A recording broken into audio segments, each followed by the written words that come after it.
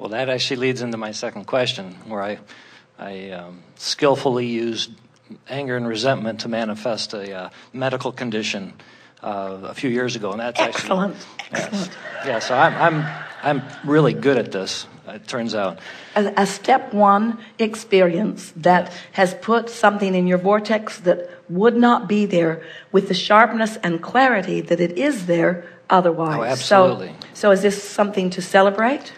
Yes, absolutely it is. I wouldn't be sitting here. My life changed. It was within a month of the diagnosis that I was introduced to Abraham. So it's been a parallel path. I've learned a lot about diagnosis. myself. Let's go back to that word. A diagnosis is a snapshot in a moment in time. And it's really talking about the vibrational rendezvousing in the moment. Really it is. Because don't you think it's interesting? You don't have it, you don't have it, you don't have it, you don't have it, you've got it. Or you've got it, you've got it, you've got it, you don't have it. In other words, there's something else going on, isn't there? And it's rendezvousing, it's focusing. It's your body responding to an expectation. Right. And when I understood what caused it, and it's a very long story. I guess the upshot is that all is well, essentially. I have one question that I've finally got to the point where I think I can ask it clearly. One of the side effects of the medical procedure which fixed this, it was actually a form of brain tumor, was to remove my hearing on this side. And I've thought about it since then, and I really don't notice it most of the time. In fact, I can close my eyes, and it feels like I'm hearing on 360 degrees, although I know physically I'm not. I was just wondering, is it possible to regain? I mean, I know you've said process 21, you can regrow a limb if you lose the limb. It just seems I'm not clear on if there's a path there for me. The most significant thing that we want to say, and that we usually say in response to this, is that there is not a physical condition, that an unwanted physical condition, that cannot be replaced by a wanted physical condition. In other words, there is just nothing outside your ability to accomplish. Nothing. But it comes back to that wonderful word that our friend brought up just a little bit ago, that expectation. The question is, how purely are you able to expect? If people could expect beyond what they're observing, then all things would be possible and be possible right now. But most people's expectation is so influenced by what is, that there is all this muting, this resistance that, in other words, if you can't hear and you want to, it's in your vortex and everything is lining up around that. We really are appreciating the way you began this conversation as you started talking about the laws of physics, and it was easy for you to follow the train of thought about there being an electrical impulse that maybe we are calling a thought or energy that actually can become robust enough that it can then begin to attract particles and can then begin to affect physical manifestation, maybe even bring a world into a reality, you see.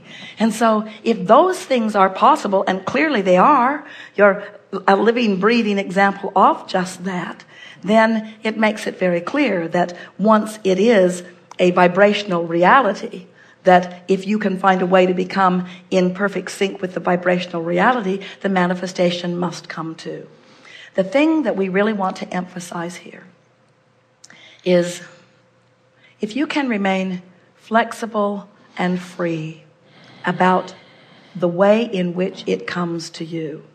In other words, that's one of the things that we really want to emphasize as a strong part of the teaching that we are offering here, is that we have no dog in the fight about which way you find your success. We know for sure it will come through the path of least resistance. So in whatever way your expectation is the keenest, it will come about. For some, There'll be some contraption that will be invented. For some, there will be some new surgery that is developed. For others, there will be an airplane ride that blows out your eardrum and provides a new one. In other words, there are all kinds of things that happen. But this we know for sure. Your body is an amazing conglomeration. In other words, look at who you were as you began, that gooey beginning that you are, and think about how much intelligence was there. And understand that you have cellular intelligence that is being guided from broader non-physical intelligence. And so when the cells of your body recognize that there is an anomaly or something out of whack, they begin setting a plan in motion. A plan of being who they were born to be in motion. And they begin immediately summoning. So the pathways in your body, doctors and scientists look at you and they find your blood canals. They find your organs and functioning. But what they haven't yet identified, and this is the part that they are really, really missing, is the physics part. It's the physics in the physical that they are missing. They're missing the vibrational ability that your body has, the thought waves, the electrical thought waves. It's sort of like when doctors look at your body, it's like they're looking at the old telephone system where you needed wires run from phone to phone to phone to phone to switchboard. Where today, you don't. You've got these cellular towers. There's transmissions, electrical transmissions all over the place. And it's a rare one of you that really believes that you need wires for anything these days. Everything can be wireless. And you're wireless too, you see. You have all of this potential. So when something isn't working in the way it was, your apparatus has the ability to reconfigure and figure out an alternative route in order to bring you what you want. And if you can let go of your traditional expectations and open yourself to the possibilities of the potential of what the intelligent cells in combination with the intelligent source can do, then all things are possible, you see. But what you want to leave out of the equation is proving anything to anybody, becoming part of a scientific study. That will set you back years.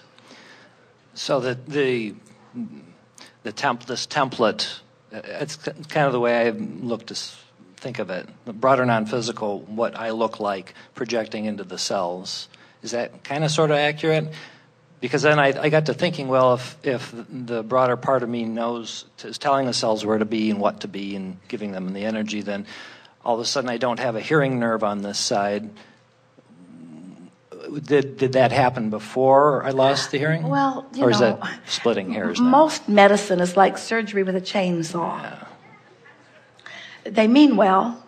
Yeah. They just aren't as precise as the cellular intelligence is. But no worries. The cells are able to compensate for whatever. Okay, so just get into the state of allowing, knowing, enjoying. Really, you know what we would do? We'd get off the topic. Because when you're on the topic, you're efforting. Okay. So we'd just be general, and get in the vortex canal regarding anything that you can.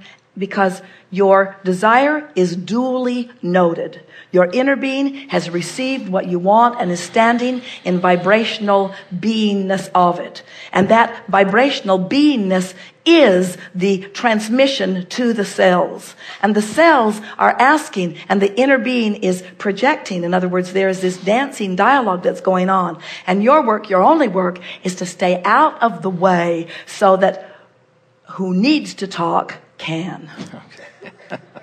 Okay. I got it. Thank you. Good time for a segment of refreshment.